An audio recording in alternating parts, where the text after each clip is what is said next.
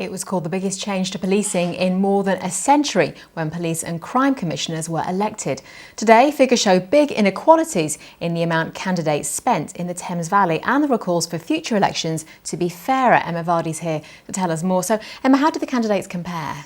Well, Geraldine, the winning candidate in the Thames Valley spent a great deal more than his rivals on getting that message out about who he was and what he stood for. So if we take a look at the figures, the Conservative Anthony Stansfeld and his party spent £28,000.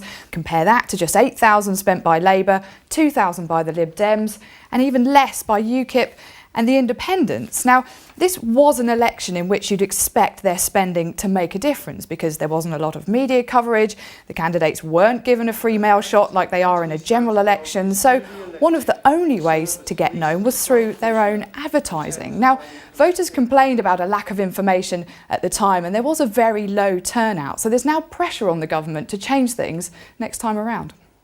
It was a really dumb decision by the government not to have a free mail shot in this election. Everyone advised them beforehand that it would be sensible to have a free mail shot. And we know that most voters didn't really know the candidates. They didn't know anything about the candidates. So it was very difficult for voters to make a democratic choice in this election. So the big question, was the process fair?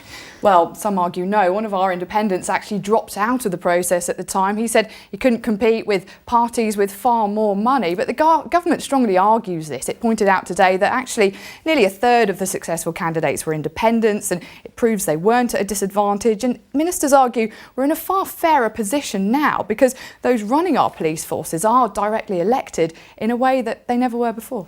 Emma Vardy, thank you.